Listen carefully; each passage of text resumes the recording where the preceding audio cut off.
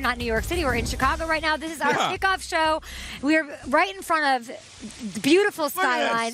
We see NFL 100 right there, guys. This is pretty amazing. My name's Kay Adams. It's officially here, September 5th. Kyle Brandt, Dave Burleson, and Peter Schrager. Woo! It is windy, and we are ready. Let's talk about what you're wearing and all. Yeah, what is let's Roselle? go. If you're just tuning in right now, this is the punky QB, Jim McMahon. You see, Roselle was across his headband in 1985. Jim McMahon in the playoffs wore a non-league approved logo. Pete Rozelle, the commissioner, fined him $5,000. So the next week in the NFC Championship game, Jim McMahon wears the commissioner's name on his headband. Best part is Pete Rozelle thought it was hilarious, called it a great gag. It broke me up. Bears-Packers history, the best. We'll get into it all day. Punky QB. What do you guys got? Do you like my outfit? I do. Do you like the Polish sausage? It doesn't sound good when I say it, but you know I got to say it because I'm in character. So keep your tweets to yourselves about that. Okay?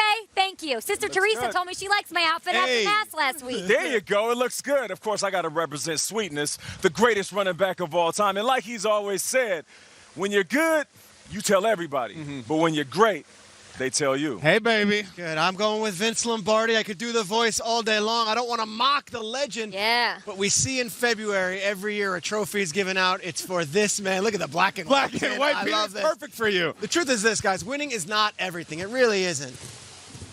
It's the only thing. Yeah! Let's go.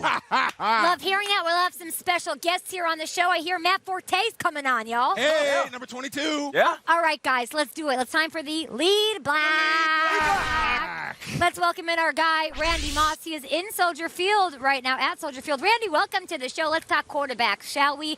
Aaron Rodgers and Mitchell Trubisky, okay? Neither of them played a snap in the preseason, and their first game action is going to be when it counts at kickoff, hours away, and we're super excited about that. What should we expect from both sides offensively? Well, neither team seems to be concerned at all about a lack of activity in the preseason, but every team handles this differently, right? The Dolphins have Ryan Fitzpatrick. He's going into his 15th season just like Aaron Rodgers. He's learning a new offense just like Rodgers. Fitzpatrick played 64 snaps in the preseason, the equivalent of a full game. Now, the plan originally was to play Rodgers some in the preseason. Matt LaFleur wanted to play him in the second preseason game, minor back tightness. Third preseason game, concerns about the playing field. But Rodgers says any preseason snaps would have been meaningless. And Bears head coach Matt Nagy has been much more concerned about finding a kicker than about Mitchell Trubisky being rusty. So the coaches aren't worried, the quarterbacks aren't worried, and Sweetness, he probably wouldn't have been worried either. Brand new. Hey! Well done, Randy. I have chills even just with that delivery. I haven't been able to go over there and see that, so we're all going to the game. What do you think of our outfits, Randy? Well, I don't have a TV camera here, or TV monitor. I don't have a TV. So you're going to have to describe them. Yeah. Yeah. We love What's you, Randy. good for We're here here? to celebrate. It's the NFL 100. We'll talk to you in a little bit. Sweetness. Yeah. What do you have your eyes on tonight?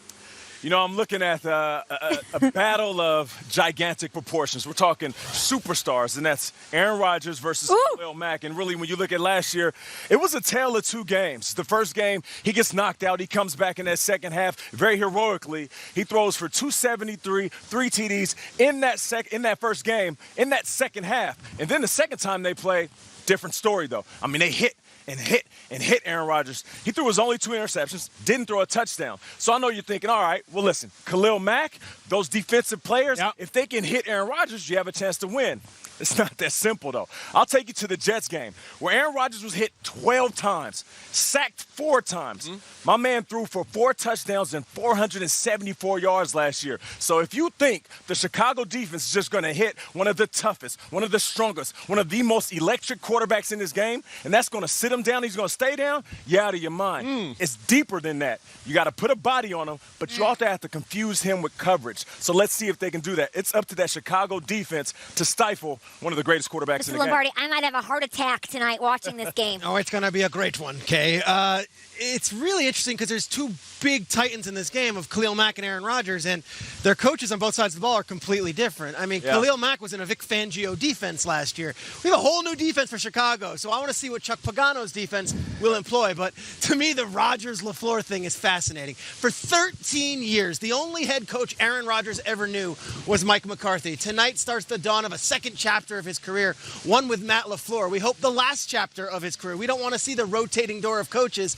I am so fascinated to see the philosophy, the challenge of LaFleur to Rodgers, and what version of that Packers offense we get. It's a clash of the Titans, you're right, and we've got new coaches on both sides of the ball. Listen, you know who I'm looking at. Peter, you talked about 13 years.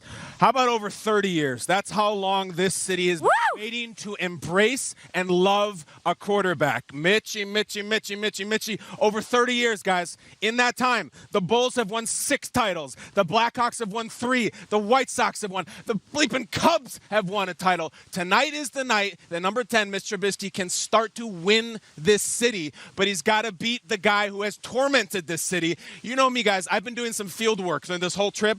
Since we left New York, I've been asking every flight attendant, every waiter, every hotel employee here in Chicago, you think Trubisky's got it?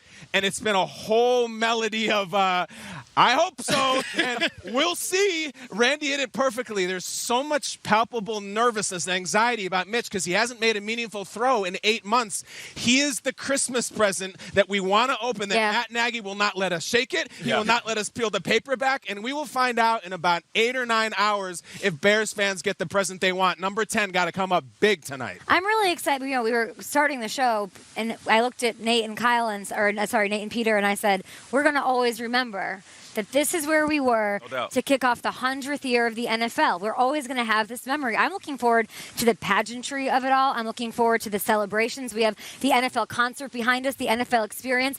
This is the oldest rivalry in the NFL. This means something, especially with the Bears celebrating their centennial as well. The Packers 1 year removed. They're over 100 years old.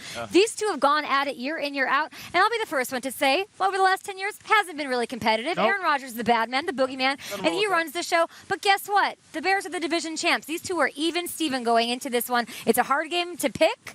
We will be doing that later on in the show. I am here for this rivalry, this city. Let's go. Hey. You know what's crazy is, like, later in the season, people throw around playoff implications, and it's almost a joke. It's funny, but no joke.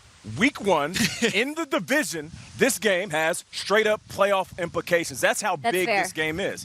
And you played in this division for a long time. Now, we also consider ourselves family. GMFB, and the NFL is a family, an extension of us. So it's not lost on us what people are dealing with down in Florida and any parts that have been devastated by Hurricane Dorian. So we'd like to take a moment to send our thoughts to those affected.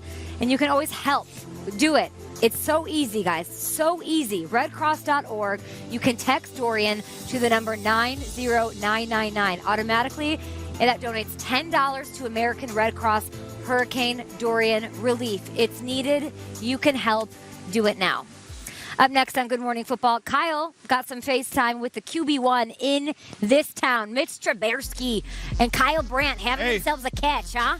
Cody White here. I bet Berwin loves him, Kay. I tell you what. We got down on the field. We talked about how this game's going to go. And if this season goes well, do you think the Bears would redo the Super Bowl shuffle? In the YouTube, Twitter era, you'd think they would have the Stones. Do they have? You'll be shocked by what they said. Let's go! Good Morning Football is presented by International Brotherhood of Electric